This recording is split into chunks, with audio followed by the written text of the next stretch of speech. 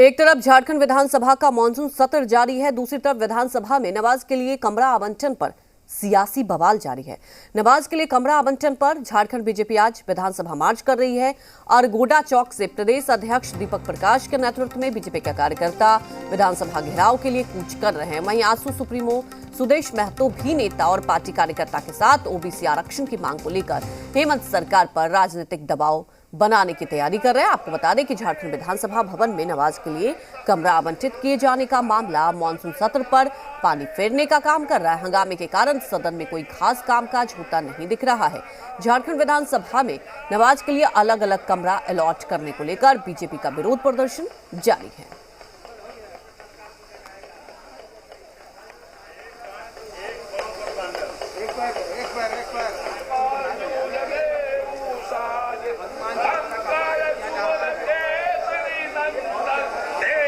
झारखंड में राजनीतिक पारा गर्म है। विधानसभा में नवाज कक्ष के विरोध में बीजेपी विधानसभा घेराव कर रही है। इसमें बीजेपी के प्रदेश अध्यक्ष दीपक प्रकाश की अगुवाई में पार्टी विधायक कार्यकर्ता भारी संख्या में शामिल हो रहे हैं। वहीं आजसू सुप्रीमो सुदेश महतो भी नेता और पार्टी कार्यकर्ता के साथ 27% ओबीसी आरक्षण की मांग को लेकर हेमंत सरकार पर राजनीतिक दबाव बनाने की तैयारी कर रहे हैं। कुल मिलाकर आज का दिन राजनीतिक हलकों में महत्वपूर्ण है। राज्य की दो प्रमुख पार्टियां सरकार को घेरने की पूरी तैयारी कर रही है, इसलिए जगह जगह बैरिकेडिंग की गई है और पुलिस बल की तैनाती भी बढ़ा दी गई है।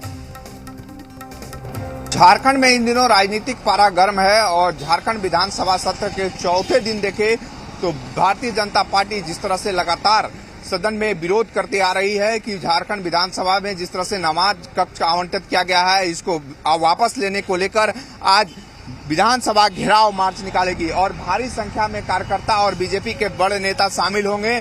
और इसको लेकर आप देखिए कि किस तरह से प्रशासनिक व्यवस्था जो है वो पूरी तरह से तैयारी कर ली गई है और सीधे हरमू होते हुए डीएवी होते हुए बिरसा चौक की तरफ बढ़ेगा और इसको लेकर प्रशासन के द्वारा जगह जगह पर बैरिकेडिंग की गई है। डीएवी के पास किस तरह से देखिए कि 6 लेयर में बैरिकेडिंग कर दी गई है और बीजेपी के जो कार्यकर्ता है और जिस तरह से लगातार मांग हो रही है कि विधानसभा कक्ष में जो नमाज पढ़ने के लिए कमरा आवंटित किया गया है इसको वापस लेना चाहिए और सहित कई मुद्दों को लेकर जो है सरकार को घेरने की जो रणनीति है इसको लेकर भारतीय जनता पार्टी आज विधानसभा घेराव में भारी संख्या में कार्यकर्ता मौजूद होंगे और इसी रास्ते से होकर जो है गुजरेंगे। तो देखेंगे कि प्रशासनिक व्यवस्था जो है पूरी तरह से तैयार कर ली गई है, जगह जगह पर बैरिकेडिंग कर लिया गया है। और वहीं दूसरी तरफ देखें तो आजसू सुप्रीमो सुदेश महतो के द्वारा मोराबादी मैदान में जो है ओबीसी को 27% आरक्षण सहित कई मुद्दों को लेकर जो है न्याय मार्च निकाला जाएगा। कहीं न कहीं जिस तरह से राजनीतिक पारा झारखंड में राजनीतिक सियासत जो गर्म है, सत्ता पक्ष और विपक्ष जो है दोनों मुद्दे पर सामने है।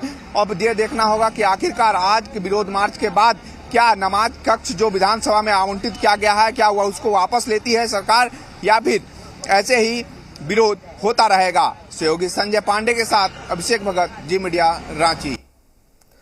तो जी हाँ, सत्र की शुरुआत हुई और आपने देखा कि हालांकि रणनीति पहले से ही बनाई जा रही थी, सत्ता पक्ष को घेरने की विपक्ष पूरी तैयारी कर रही थी, लेकिन जिस तरह से आपको बता दें कि विधानसभा परिसर में नवाज के लिए एक रूम अलॉट कर दिया गया है। अब इसके बाद अगर झारखंड की सियासत की बात करें तो झारखंड की सियासत एक अलग स्तर पर पहुंच चुकी है और आपको बता दें कि भारतीय जनता पार्टी सदन से लेकर सड़क तक इस पूरे मामले को लेकर विरोध कर रही है और सत्ता पक्ष इस पूरे मामले को लेकर देखिए अलग दलील दे रही है, लेकिन इस पर सियासत और भी ज्यादा गरमाएगी जिस तरह से परिस्थितियां देखने को मिल रही है। तमाम जानकारी के साथ संवाददाता रांची से कुमार चंदन जुड़ चुके हैं और अभिषेक जुड़ चुके हैं।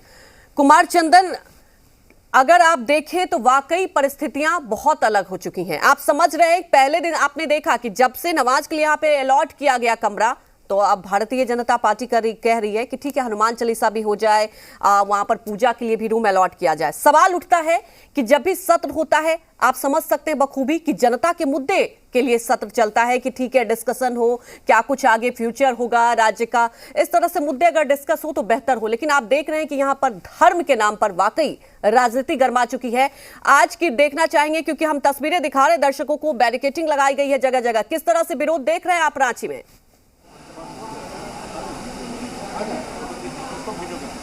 देखिए, बिल्कुल निश्चित तौर पे अगर हम बात करें तो जिस तरह से सियासत गर्म है और आज खास करके यहाँ पे देखेंगे बीजेपी के सभी विधायक फिलहाल धरना पे बैठे हुए हैं और नमाज पढ़ने के लिए जो कक्ष का आवंटन किया गया उसके रद्द करने की मांग कर रहे हैं। दूसरी तरफ बीजेपी की सियासत सड़क पे भी है और बड़ी संख्या में बीजेपी के कार्यकर्ता आज विधानसभा को घेरने के लिए मार्च करेंगे, विधानसभा का घेराव करेंगे। और दूसरी तरफ बीजेपी ने यह भी अल्टीमेटम दे दिया है कि अगर कल शाम तक आवंटन रद्द नहीं होता है तो बीजेपी के लोग जो है वो न्यायालय का रुख करेंगे। हम आपको दिखाने की कोशिश करते हैं, ये तस्वीर देखिए कि किस तरह से बीजेपी के जो कार्यकर्ता हैं वो बैठे हुए हैं धरने पे। बाबूलाल जी, अगर आज की बात करें तो किस तरह का प्रोटेस्ट दिखेगा? सरकार नहीं सुन रही, इसलिए तो हम सब लोग ये आंदोलन कर रहे हैं। अगर सरकार सुनती तो फिर आंदोलन करने की कोई ज़रूरत नहीं पड़ती, लेकिन जब सरकार नहीं सुन रही है तो हम सब लोग आंदोलन कर रहे हैं। पार्टी ने कहीं सड़क से, सदन से लेकर के सड़क तक में इस आंदोलन को हम लोग कर रहे हैं। निश्चित रूप से आज विधानसभा के घेराव का भी कार्यक्रम है। पार्टी के कार्यकर्ता पूरे प्रदेश से आज रांची पहुंच रहे हैं, बहुत तादाद में लोग पहुंच भी गए हैं। बाबूलाल जी, सरकार के लोग कह रहे हैं कि बीजेपी के पास मुद्दे नहीं है, इसीलिए मंदिर मस्जिद का मुद्दा उठा रही है, नमाज कक्ष का मुद्दा उठा रही है। देखिए, पहली बात तो लोकतंत्र का ये मंदिर है और भारत कोई मजहबी स्टेट नहीं है। और जब कोई देश मजहबी स्टेट नहीं है तो फिर मजहब विशेष के लोगों के लिए कोई जगह को आवंटित करना, उसका नोटिफिकेशन करना लोकतंत्र के ये विरोध है, संविधान के ये विरोध है। देखिए, बीजेपी के सभी विधायक यहाँ पे नमाज नीति का विरोध कर रहे हैं और इनका साफ तौर पे कहना है कि जो नमाज नीति राज्य सरकार की तरफ से लाई गई है वो नमाज नीति नहीं चलेगी। तो बीजेपी के विधायक एक तरफ फिलहाल सदन के बाहर धरने पर हैं, दूसरी तरफ विधानसभा मार्च और विधानसभा घेराव का कार्यक्रम है। तो कुल मिलाकर कहा जा सकता है कि जो मुद्दे बीजेपी के सामने आए हैं, बीजेपी इन मुद्दों को अपने हाथ से जाने नहीं देना चाह रही और इसीलिए इस मसले को लेकर बीजेपी एक तरह से कहें आक्रामक रुख अख्तियार कर चुकी है और सड़क से सदन तक बीजेपी सरकार को घेरने में जुटी हुई है। बिल्कुल, तो सड़क से लेकर सदन तक सरकार को घेरने में जुटी हुई है। कुमार चंदन, आप हमारे साथ बने रहिए, अभिषेक भी हमारे साथ जुड़े हैं। अभिषेक, जिस तरह से कुमार चंदन भी तस्वीरें दिखा रहे हैं, आप ये समझ सकते हैं कि एक तरफ बीजेपी का यही कहना है कि देखिए फैसला वापस लेना होगा, अल्टीमेटम दिया। क्या आपको लगता है अभिषेक कि कहीं ना कहीं अब सरकार को बैकफुट पर होना पड़ेगा क्योंकि दबाव बनाया जा रहा है विपक्ष की तरफ से?